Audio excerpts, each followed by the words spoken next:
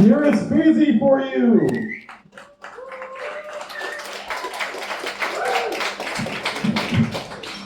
Okay, just hold this in. None of you in this room knew I was going to be on stage. And until about 30 minutes ago, I didn't either, okay? I'm standing in for someone that couldn't make it.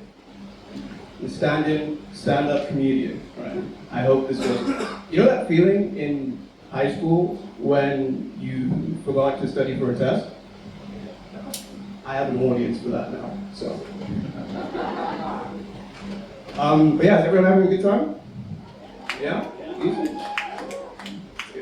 I myself am actually having a fantastic week because earlier this week I purchased the perfect avocado, and I don't know how I can explain how immaculate this avocado was, other than it looked like the avocado you would take a picture of to advertise the other avocados in the store that you know will definitely not look like that avocado, right? Like, if I could drive home the point of how pristine this avocado was, I lied essentially when I said I purchased this avocado earlier this week. I bought this avocado about 4 months ago and I'm still thinking about it, if that says anything, okay?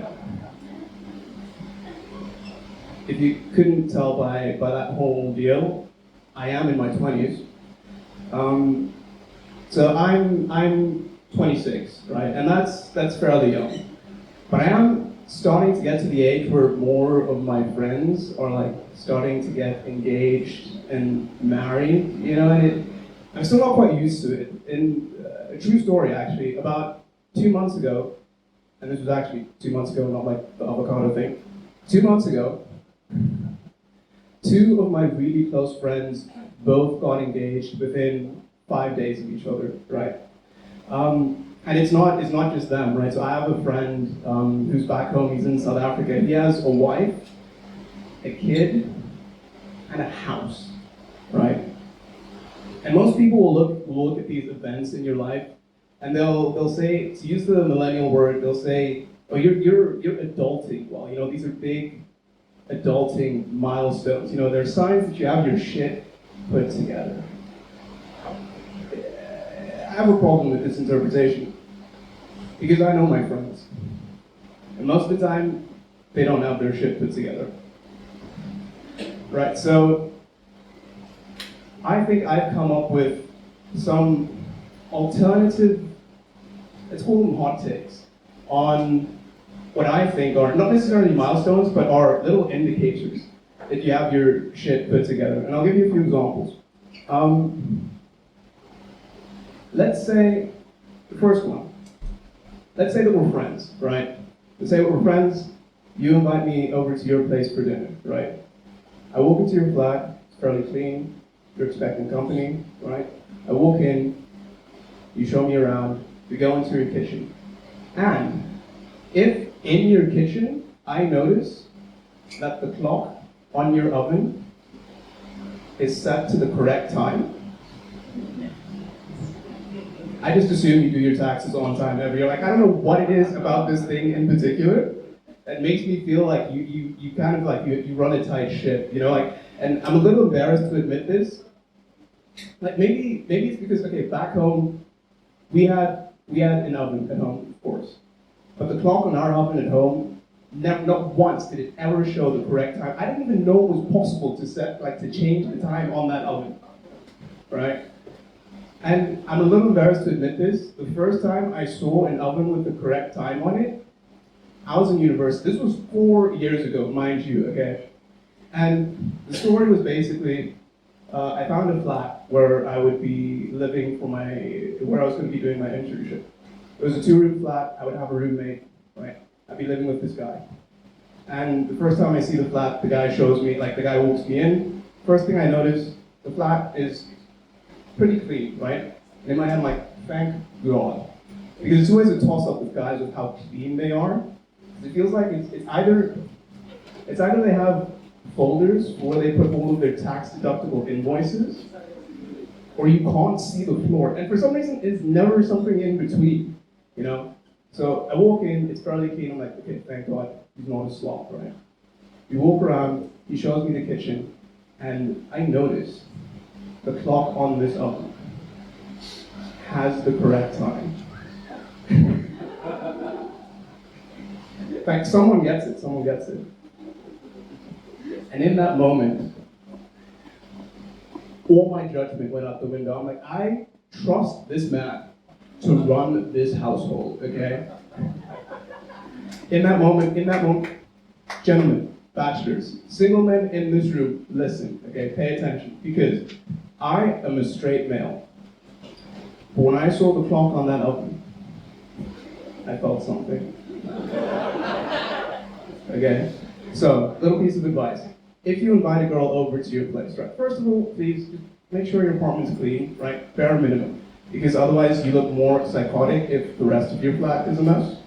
But first thing, make sure your flat is clean, right? But if you do absolutely nothing else, right? Set the correct time on your oven. You can thank me later.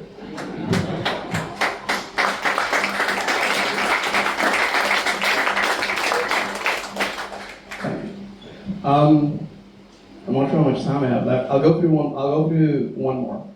Right. So the second indicator, at least that I've come up with, that you have your shit put together, is, and it's gonna be a little strange at first, but I'm gonna need you to stick with me because it does go somewhere. Okay. So stick with me this will. For me, the second sign that you have your shit put together is if you can slice a loaf of bread straight vertically down, right? And I say this because growing up as a kid, I could never do this. I could never figure out this. Like my loaf, like every time I tried to get a slice of bread, the loaf of bread afterwards would look like a Michael Jackson move, that like 90-degree move. Like the bottom is back there, the front is way out there. For some, how is this even like possible? How did you know? I couldn't figure it out. But my mother, every single time, she would take a loaf of bread and she would slice it. Straight line every single time, right?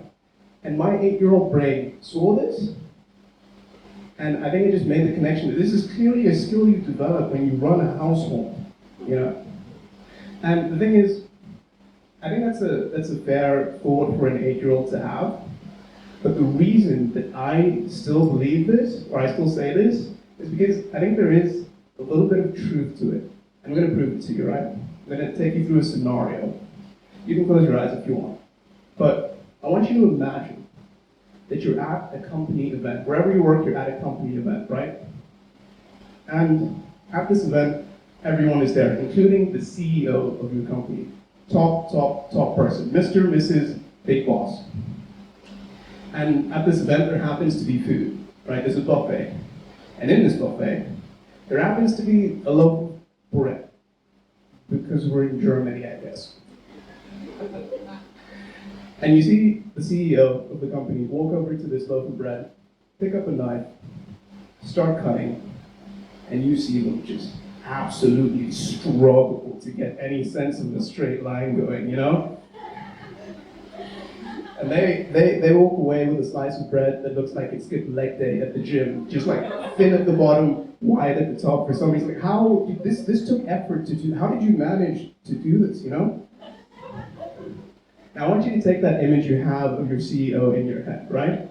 Take that feeling you're feeling right now. I want you to internalize it. Can we all agree that we're quitting our jobs tomorrow? Yeah. Because at that point, I think you've lost respect. Like, I can't trust, like, the person that's running this guy. How am I supposed to trust the CEO with my bread if they can't handle their bread? You know? And all this is just to say that if you ever find yourself, let's say, lagging, you feel like you're lagging behind your peers, and you feel like people are leapfrogging you in life, getting homes, getting married, I will say, it does feel a lot better, like if you feel like the clock is ticking on you. It feels a lot better to watch that clock tick from your oven. All right, thank you, that's been my time, guys. That was crazy.